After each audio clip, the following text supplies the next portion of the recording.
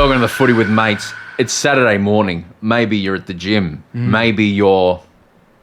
I give up. I give up on this intro. Maybe you're at the park with your 1-year-old. Yeah, that's something you both can talk about. Yeah. This gentleman joined us on the football on our wrap-up Monday podcast just after the opening round years ago. But they've come back in. They didn't stay and just record after that. They went home and we found another time and they came back in.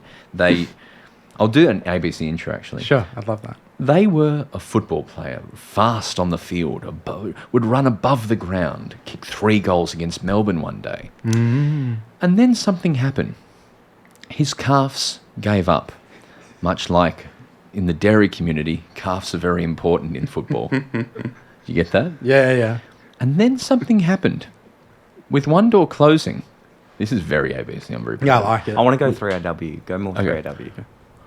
Bloody immigrants coming in, taking our jobs. But here's a good bloke. His name's Dyl Buckley, and he's a real media savvy type. He's a real take home to your daughter type. We really like him. Please welcome Dyl Buckley. Thank you so much, boys. I appreciate it. That 3AW stuff, by the way, is like... From the Auntie Donna podcast. It's the best stuff ever. I grew up watching... I worked there. Did you work at 3AW? Mate, when I finished footy. As a media person? No, as a producer. I used to Really? answer the phones for about 9 months. For what show? Tom Elliott and DD On Drive. Dunleavy. DD Dunleavy. Yeah. Right. So it's Grubby and DD, Tom. Yeah, I remember Grubby and DD. But then DD they split and DD got the... So Grubby is Richard Stubbs' brother. Okay. Do you know that? Richard Didn't know Grubbs. that. They had the #1 breakfast show on Gold FM. They crushed their competition like worms. And then DD and Grubby split. They went to 3AW and did Saturday mornings. Yeah, right. Gardening, I think. Yeah, they did. And then DD Dunleavy, who is an icon of Melbourne radio. She, because Jackie Felgate does that time now, I Jackie think. Felgate is Yeah, now right, the new DD Dunleavy. I grew up, my dad actually was a... He all he wanted to do was radio when he was growing up. So he imparted that passion onto me when I was a lad. So people like Bruce and Phil, who before podcasts existed, Dyl, and TV had even existed, like my great nana used to listen to Bruce and Phil every night and like would put all these old ladies to sleep every night. And like that was Ross and John. My like growing up, I remember Ross and John. The song of "That's Life." That's Yes. what all the people say. Darren Like Hinch. I still remember Yeah, Darren right. Hinch. I remember all that stuff. So I have a really fond affection of 3AW growing up because I connected with my granddad and my dad being in the car with them. Like Yeah, it's a real... me like- too. Yeah.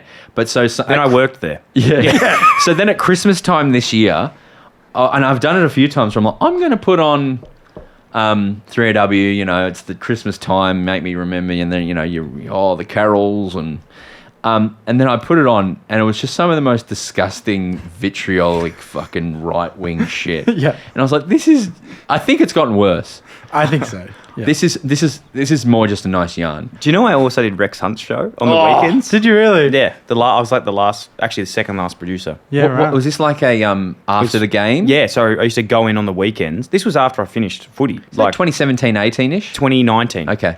I used to go in on Saturday nights. You had and an do it. interest more in like the behind the scenes sort of stuff after footy. No, not so much, but I didn't have any sort of actual skills in Right. radio or media. Yeah, so yeah. I don't, in all honesty, I'd speak jokingly about it, but I had a really good friend, Luca Ganano, who was a media manager at Carlton. He's in my comedy group, I think.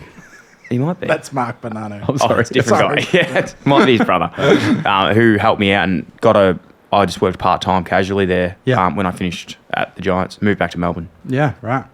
One of my favourite things, we made a show for the ABC last year, and one of my favourite things I did was I had my character in the show had a flashback to a traumatic memory from his childhood where Broden's dad is telling him off, and we never really wrote in who would voice my dad, and then in post when we were editing the show, I was like, well, the person who represents my dad more than my dad is Ross Stevenson, because that's my dad's every morning, Ross and John. Yeah. And so I went into 3AW last year. We convinced him to do it. That's great. And Great man, Ross. yeah, and then he came in and I made Ross Stevenson record as my dad. So, and it's a joke for literally no one. In this show, halfway through, there's a shot of my face slow zooming, and it's like, Broden, it's your dad, Ross Stevenson here.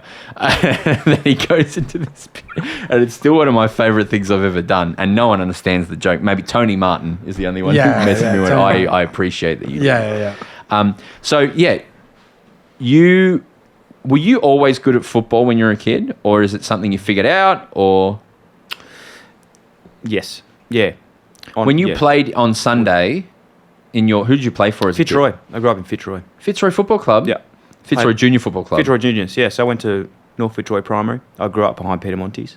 Oh. And, yeah, it was before it was cool, though. Yeah. It wasn't like, we talk about it now, like, it wasn't what it was back then. Like, it wasn't like to walk to school by myself or anything. Because when I used to play, I don't have no memories of ever feeling comfortable playing because it was too hard. Like, I think of football and I feel the ball being heavy and painful and jarring my fingers and never being near it.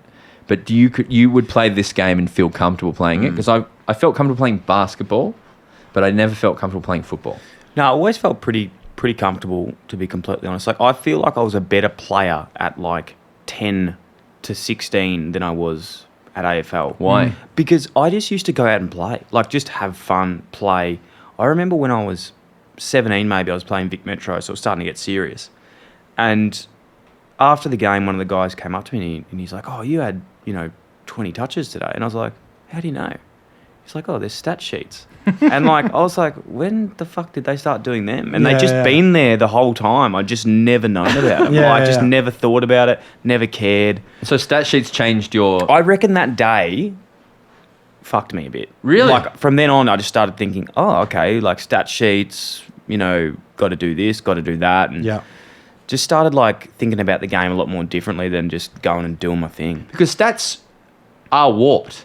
There are things in any statistic. Yeah. They potentially a little bit make you start to think a bit more selfishly. For sure.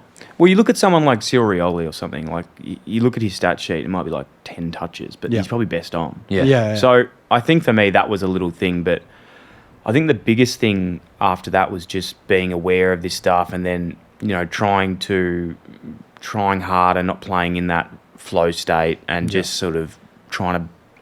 I think I went from like really focusing on what I was bad at versus what I was good at. And that's like always my biggest message now. It took me probably to the end of my career to realise. I was like, hey, you know what?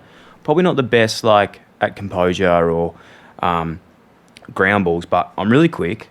I'm a really good long kick and I can tackle well. It's like, just do those three things. I just wish I just thought of that then. No, I don't regret anything at all because it teaches you about other things in life. Like, I know I'm not a poet, but I enjoy talking. So just fucking do it. Yeah. So when you were a teenager, did you, I want to be a football player, or is it I hope I can be a football player? It's a good question. I think you just like fall into what you're good at when you're young. So you just think like, I love it because I'm good at it. Yeah. Now, I didn't not love footy, and I loved my career. It was the best thing ever. But I was really happy when it was done too, because I heard this awesome thing once and it was talking about like strengths and weaknesses.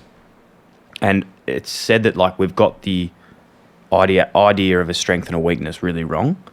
And a strength is something that actually gives you strength, and a weakness is something that weakens you.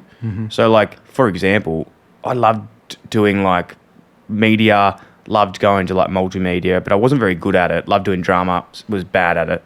But I got strength from doing it. Like, I felt like this was sick, like I enjoyed it.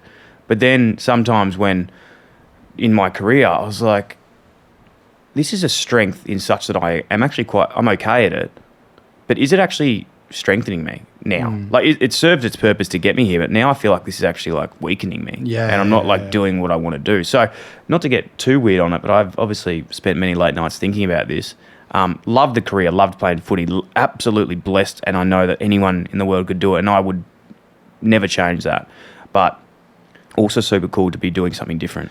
It's a role that maybe for a lot of footballers, it's something you have to do because other people would die to do it. Yeah, you do get a bit of that. And it's, again, I'm not saying I would never, like, I absolutely loved it, but there is this thing too where, and I actually enjoyed that because it's like a form of gratitude. You'd be like, fuck, today was hard. But you're like, but anyone would be here, and you're like, Yeah. yeah, well, let's keep going, like, because Yeah. it's so good. No, totally. Yeah. Terry Crews Yeah. from Brooklyn Nine-Nine and everything, he played NFL for a little bit. Yeah. And he will publicly say, no, none of the players who play NFL like it. They are genuinely there for the paycheck. And you feel that more with professional American sports as well because the money's so high and it's your You don't get the ball. Yeah, you don't.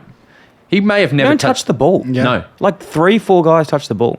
So I didn't really either, but I'm saying more guys, Yeah. more guys did.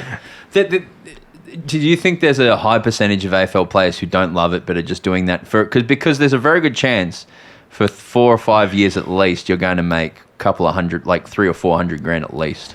We can talk about that because that's a myth, by the way. Go on. That like money, but I'll just quickly comment on the other thing is, do people love it? I think people love it. I think that it's an incredible game, incredible experience. I think that the one thing that can skew people is just the high pressure of it, and pressure's a privilege. Like, it's a price of admission. I love that saying. Like, even with what we do now with podcasting, and like you feel that fucking buzz. It's like it's an honor to have that. Like, not everyone gets that, so it's cool. It's just how you like frame it in your mind. And I don't think I framed it that well when I was probably younger, but I think people love playing footy. I think it's just you got to work out.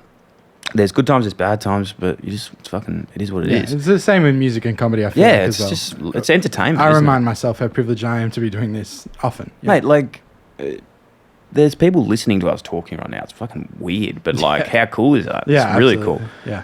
Yeah. The money thing. Yeah, I want to So talk how about much do you reckon?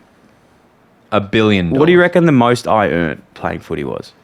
Well, now I'm going to undercut it. Well, What pick were you again? I was father-son, pick 61. Okay. Yeah. That makes it complex. Because I would assume, off the top of my head with no reference, Well, first 2 years are set. so is that like 90? You start on 90? No, man. Back then, it was Oh, like... back then, right. Back then, that was obviously like nearly 10 years ago now. Yeah. Or more than 10. No. Yeah, 11 years ago. Yeah. I think it was like a third round pick. I would have been on like 50, Yeah, 55. okay. Yeah, and then that's after brutal. that, it was like 60, Yeah. 60, 67. That's something fucked like up. that. Yeah. Well, that was as an 18-year-old, so it's Yeah, not too no, it's bad. It's not Yeah. too bad, but honestly, like working full time at college, you get something similar. Even So 10 my years ago. last 2 years Yeah. at the Giants in Sydney, what do you reckon my contract was? So then I reckon you might have been on between 120 and 180, maybe pushing above that. Okay, 70. No, Yeah. What? Just were you Rookie. rookie list? because you were Rookie rookie wage, yeah. listed, right? Were you? Did they give you a house or anything? No. They didn't help at all. Well, they can't really, like, Yeah, because it's it's the contract. But it was Salary cap, right? Yeah, that was, it was crazy. Like and again, I couldn't give it. That was awesome, and those 2 years in Sydney were the best 2 years of my life. The least Yeah. I nearly earned. Like, again, I was the base back then for a primary list is 110.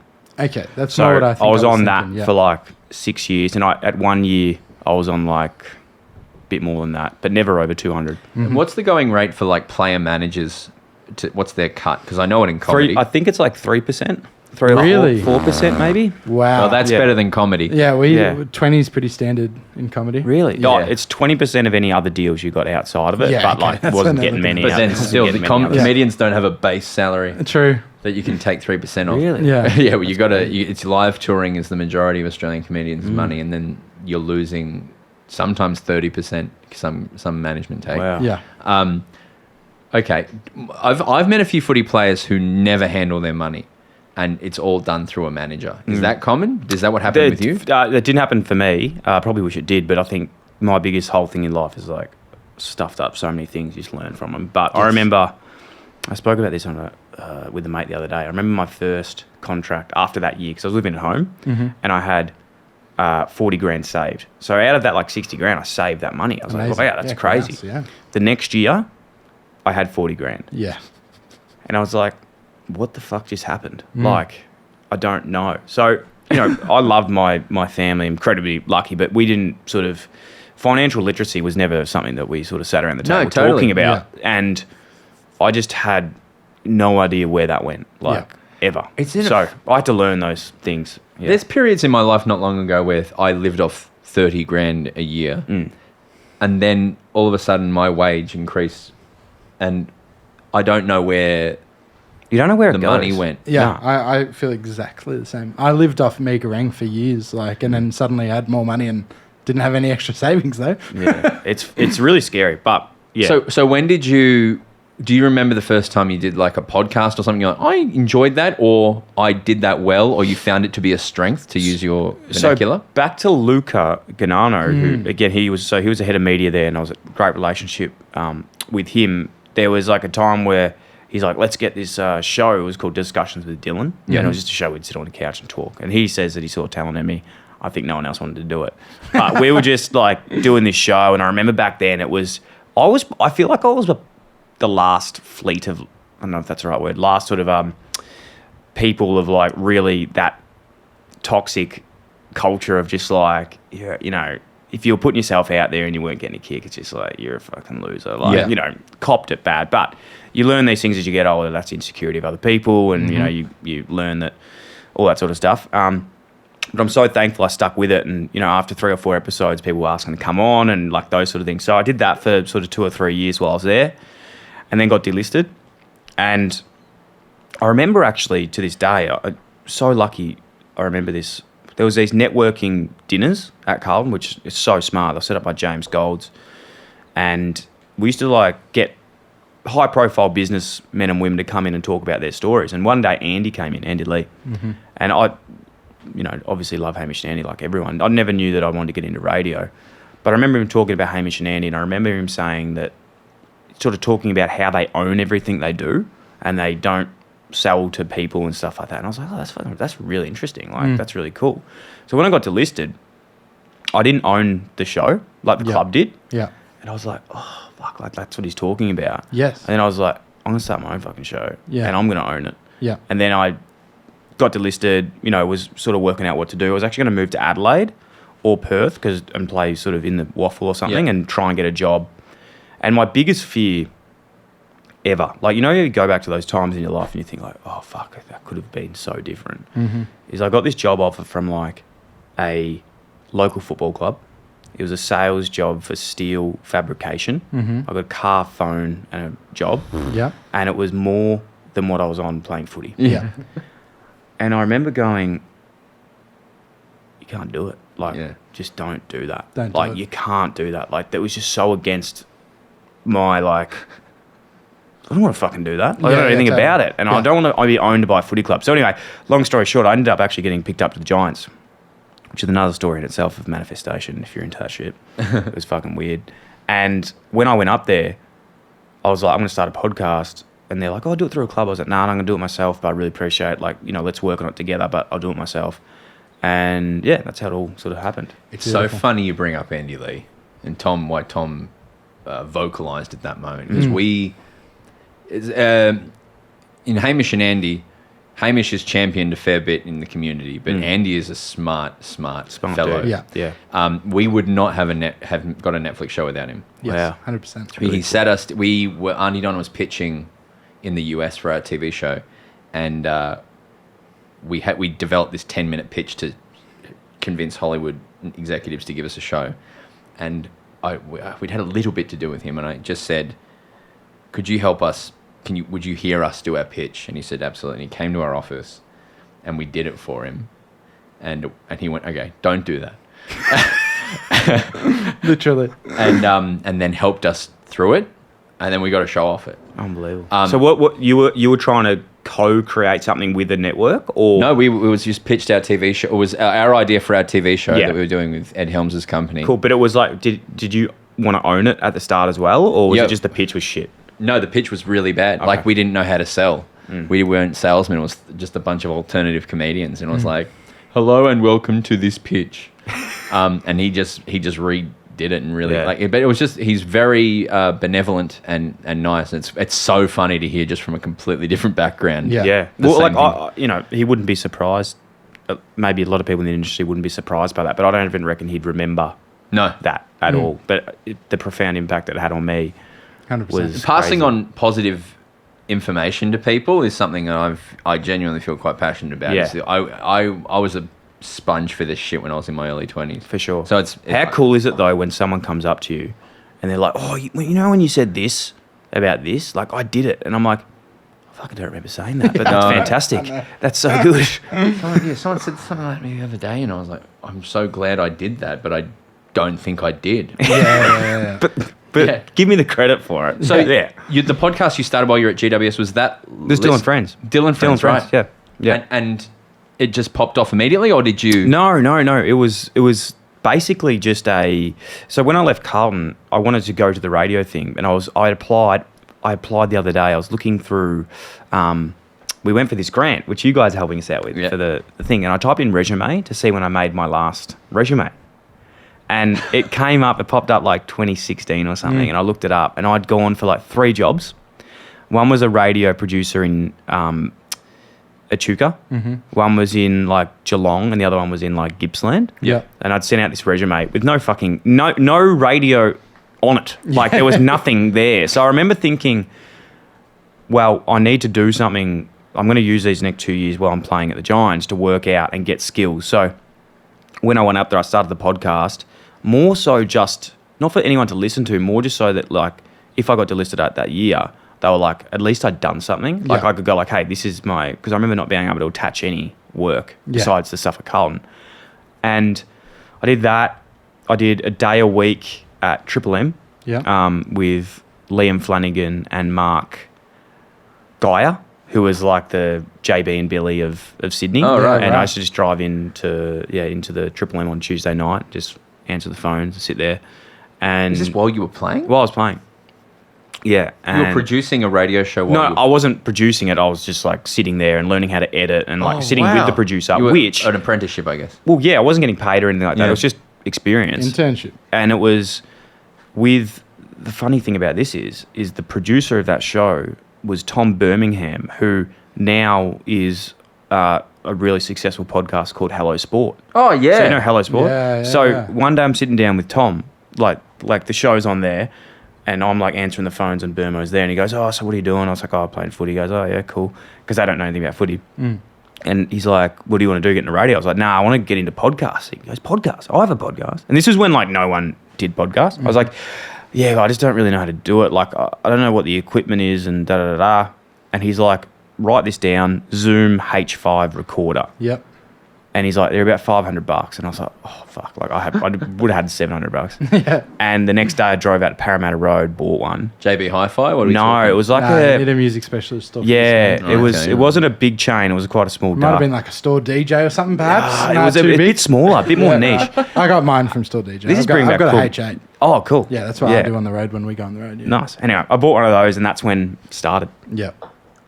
That's so funny. It was the Hello Sport. That's almost like That's crazy. like a biopic, like in 20 years when podcasting's the biggest And I still thing. talk to Burmo now all the time about stuff. Like, Because that's in that world, when you look at the charts, as far as in Australia for sport, it's Hello Sport. There's a few rugby ones. Yep. A few F1 ones, and then it's yourself in the AFL world. It's still very new, but it does feel, to be completely frank, it feels like it's the period here. It's the moment. Or it has been for the last 5 or 6 years for podcasting. And how do you? What is your hope for AFL media, but sports media? Where do you see it going, or what do you envisage, or what do you feel like the next 10 years looks like? Oh, I'm pig-headed, and you know this. Yeah, I'm a digital guy. I love digital. I think that it's the way I consume content. I love podcasts. I love YouTube. I love watching you guys on Twitch streaming. Like, that's where I think it's going. And I think there's definitely a place for broadcast television, but I think that it needs to improve. And I think that podcasting and broadcast can work. Digital and podcasting can work hand in hand. But you reckon? Maybe. Well, if there's some people that are open-minded to it, Yes. I think that it needs to be looked at as like a second option and just two options that are both equally there. But to be honest, I think that if they don't adapt, then digital will just take over anyway. So I'm really excited for the space. I think that it's all up from here, really. Like, people keep saying that there's like this phase of podcasting. It's not dropping off at all. And I love when people make new podcasts because they're just bringing more people into it. Like, it's the best. And the thing I always laugh about is, like, with podcasts, people think that, you know, competitiveness, like, oh, you know, the footy just started, not going to listen to you anymore. I'm like, well, when you watch fucking television, do you watch one show? Do you just go, home and away's on, fuck everything else? Yeah, you know, I'm going to turn the TV off now. I'm not watching, like, anything else, just home and away. Like, rising tide raises all ships, or whatever that saying is. I just 100%. think it's a good place. It's alligators to crocodiles as well, though. If you were to compare podcasting to radio directly, they are different things. Yeah. They're very different, and I think that's why radio's awesome too. But when radio tries to be podcasting, podcasting tries to be radio. Like, I think that real... If you try and do both, you Yeah, I think you just got to niche into something. Yeah. And then riches are in the niches. 100%. We used to talk about this when we were bands all the time. Like, we got great advice when I was playing in bands. Never be jealous of a friend's band getting on Triple J or selling 1,000 records, because that's good for you. Yeah. Like, the more people listening to the music you make and the friends that are making similar stuff, the better for you. Like, it's good for everyone. Definitely. Yeah. Man, you're very good at this, and this is a really nice chat. Usually I write down a few notes, but we didn't in this one, and that was a really... I hope it was... Did it feel different for you, or have you had this conversation 100 times? I've never had... It's been good to bring up some new things. Great. Because I've forgotten about that whole stuff. It was cool. Really? Because I've had the Donna conversation maybe a billion times, and I'll do it again. I'm not afraid. I'll go on your podcast. I don't care. But man, thank you so much. Thank you. Dyl Buckley. Enjoy the footy this weekend, folks. Yeah. Bounce that pill.